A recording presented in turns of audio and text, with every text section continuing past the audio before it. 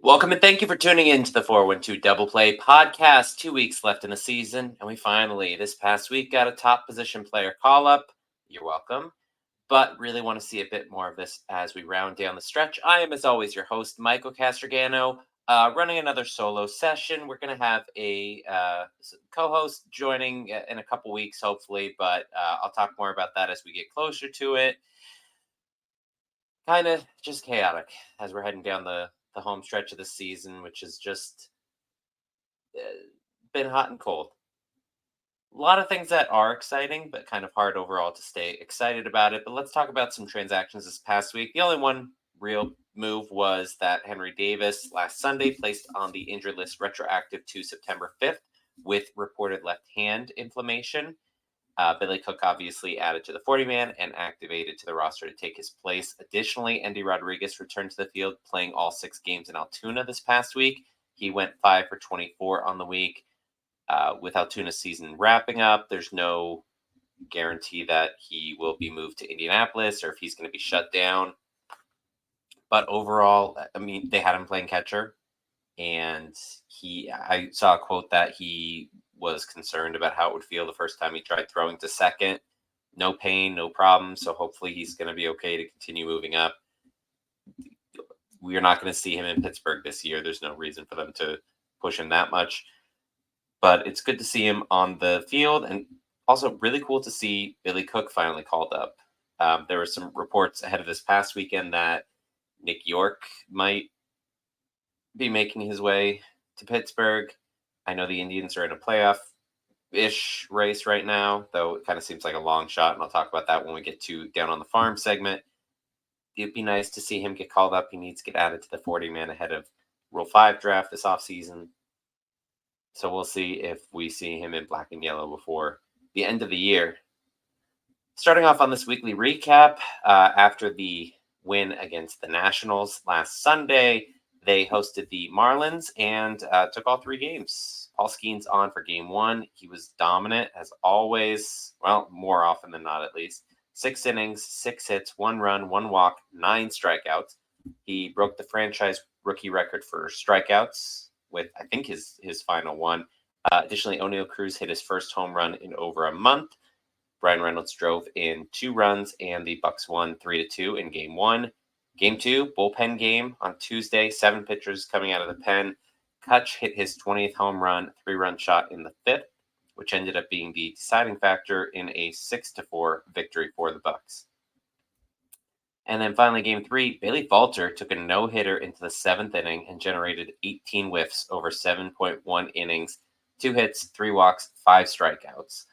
Just is always so weird when he pitches like he does and makes opposing batters look silly. And I know it was the Marlins, and that's pretty much like what you can say for the reason on that. But either way, it was really nice to have Falter have a really strong outing like that.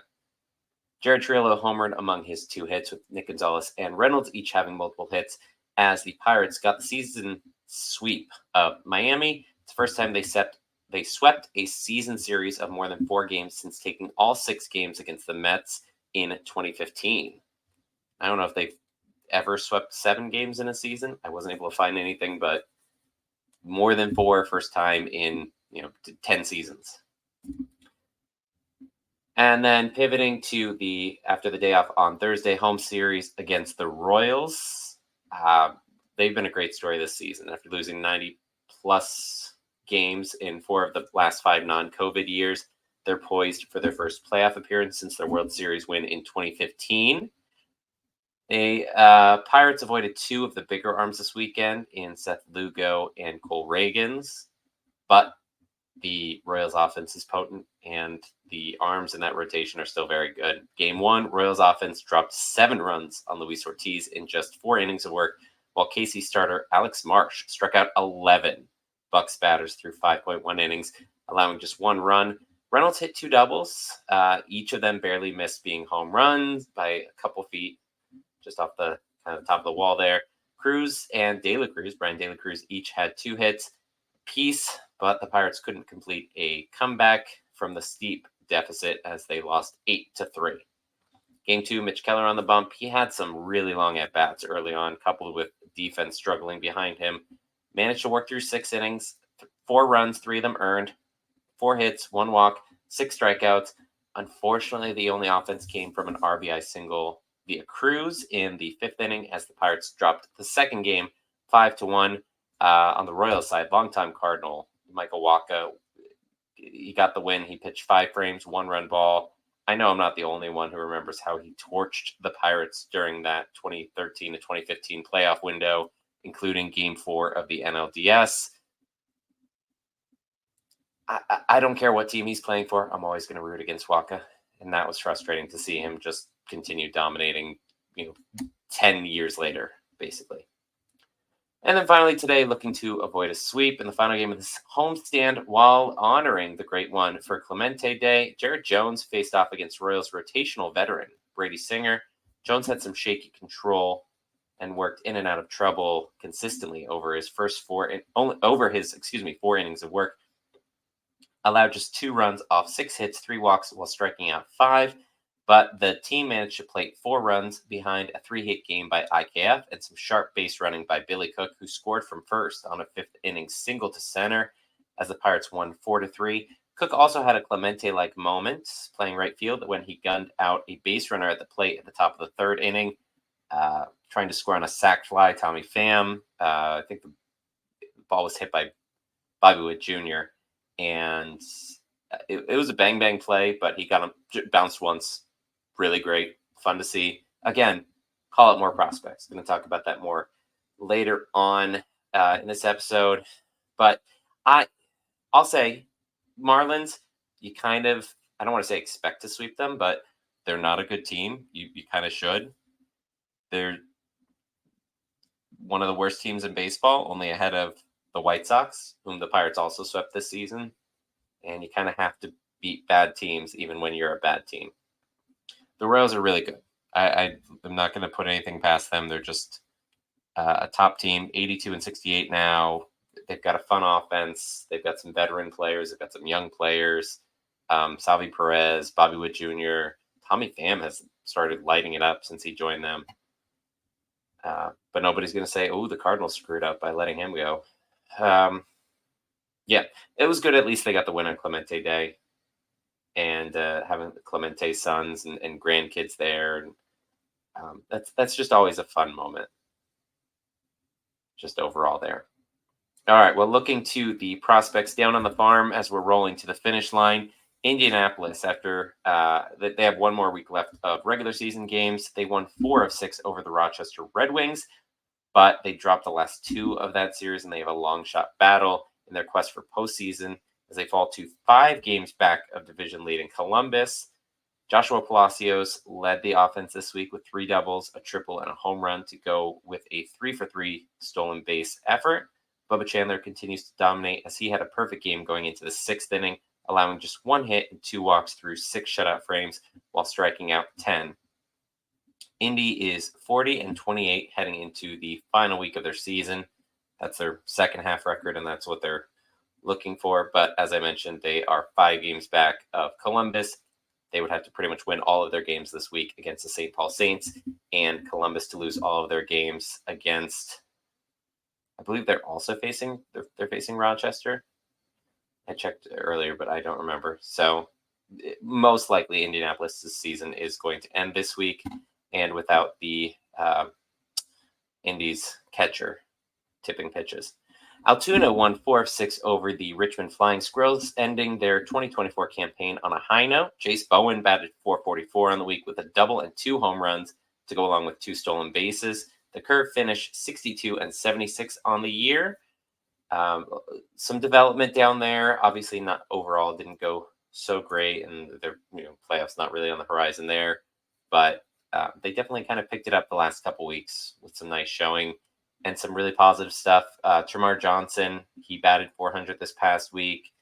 Shang-Chi Chang starting to pick it up a little bit. He's on the 40-man roster, so you really want to see something happen. He can't linger in Altoona another year and expect to stay on the 40-man. Starting to see a little bit of a cluster with that 40-man roster, and they're going to need to make some decisions. The final farm system team in play this past week was the Greensboro Grasshoppers. They were in the Southern Atlantic League title, best of 3 series against Hudson Valley Renegades. Unfortunately, they fell short in their title pursuit. They did manage to force a game 3 after getting beaten in game 1. They were no hit into the 6th inning, I think, of that second game, but still managed to put up a couple runs. But they just could not get the bats going in any of the games as they lost the title to Hudson Valley in a 4-1 final game. But you definitely have some fun stuff going on. Mentioned with Indianapolis, you've got guys like Nick York, Joshua Palacios. I don't know if he's going to become part of the team down the stretch if he eventually gets re-added. He has not spent a lot of time with Pittsburgh this year, and I don't exactly know why. I mean, I could guess, but it seems like they're not really getting too much output from the other players either. Sawinski's continued to struggle. Leo Piguero hasn't really been all that great. Again, Nick York's the one I want to see if they can get him called up. I don't feel like there's that many places where we're so deep that they can't call up some prospects. And I'm actually going to use that to segue into this week's special, because as you can tell from the title of this week's show, the question for the week is this even a good team? Great teams beat good teams, and bad teams don't beat either.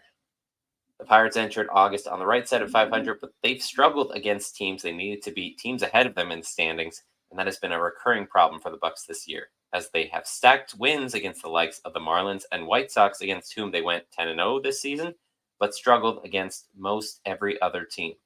Among playoff contenders, only the Phillies, Orioles, and Astros have a losing record against Pittsburgh this season, with the Pirates besting each of those teams by a single game.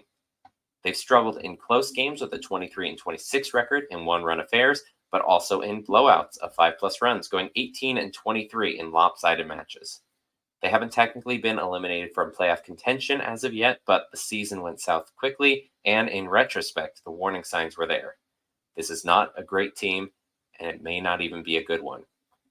So what does this mean for the team with 2 weeks left in the season? Well, in what is essentially, once again, a lost year, they need to see if they have the foundations of a great team in there somewhere and discover exactly where they need to fix things. Someone responded to a post of mine on X this past week, commenting on how the Royals spent the money necessary in free agency to get the pitching, which has moved them from a 100+ loss team a year ago to a potential 90+ win team this year. Adding Seth Lugo, Michael Wacha, among others, they have seen their fortunes change dramatically. We've seen similar things happen with the Rangers, as they've added pieces necessary to contend and pulling off a World Series win last season. The Orioles, for the most part, developed from within, but made savvy moves in free agency and trade markets when needed, and are now, as a result, perennial contenders. The Diamondbacks, the Padres, the Brewers, not every team contending is the biggest market and spending the Dodgers and Yankees kind of money. Unlike the Royals, who were blessed with the base of one of the most exciting young players in baseball playing shortstop for them, the Pirates don't appear to have a position player who is going to be in that upper elite echelon. Sure, Reynolds is great, and Cruz has been coming into his own, but after that, what is possible, much less guaranteed on this team. First base is and will continue to be this offseason a carousel. Catching is a crapshoot, shortstop is a hole, and third base, a spot where many of us felt comfortable penciling in one name for the next decade, is once again on shaky grounds. And that's not even going into right field, where it is growing ever likely that next season we'll see a combo of Jack Sawinski and Brian De La Cruz, who have a combined -2 F-WAR this year with the Pirates. Are the Pirates even in a position where they can add a few more pieces and contend in 2025 the way we hope they would in 2024? Maybe. We know they aren't going to hook a big fish in free agency. The Juan Soto, Pete Alonso, Alex Bregman, there's less than zero chance any of them would remotely be in play for this organization, but the need for offensive upgrade is clear. They also have a number of question marks in the bullpen, which has the fifth most losses in MLB this season and the fourth worst ERA. They have to be aggressive in free agency, not Pirates aggressive, but real aggressive. There are clear places to upgrade and clear places in need of an upgrade. Bring back Kutch. Sure, he's helped the team and shown he can still swing it, but you need more bats than that to help boost this legit rotation, which continues to be a strength for this team. Again, is it fixable on a shoestring budget? Man, I hope so.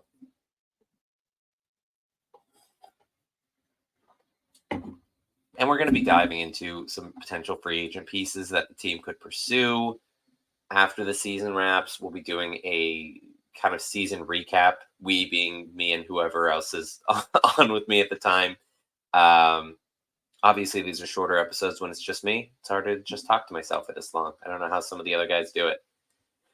But it's definitely something where they need to make these upgrades.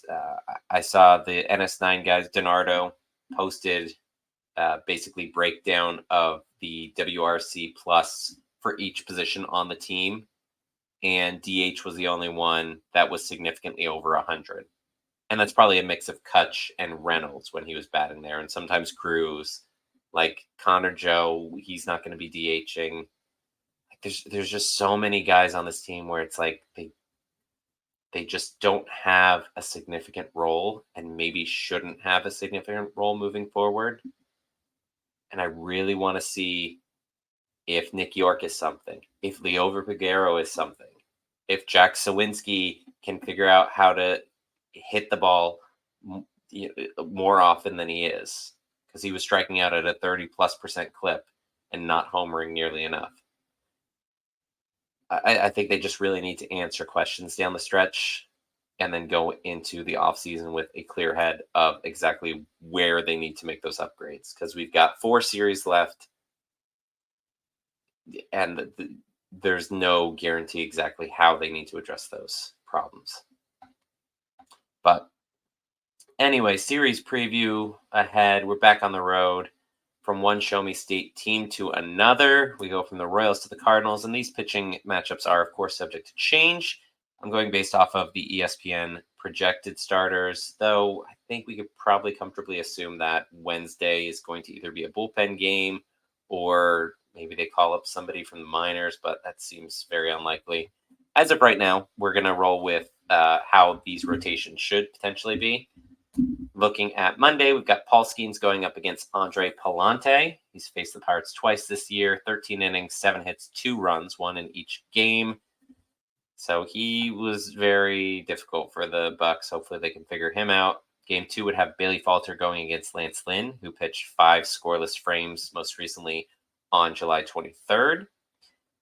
Luis Ortiz would potentially be targeted for the Wednesday game against Sonny Gray, who faced the Pirates last on June 12th, went 7 innings of 1-run ball. And then Mitch Keller against Eric Fetty, who is facing the Pirates for the first time this year at least. Cardinals, right now, I don't believe they have a very good shot at postseason. They're 74-75. I think they've fallen pretty steadily outside of the playoff. They're 7.5 games back of the Braves. I mean, right now it's pretty much just like 4 teams. It's Padres, Diamondbacks, Braves, Mets. Cubs are 5.5 games back of the Braves. I don't think they're going to be able to break in there.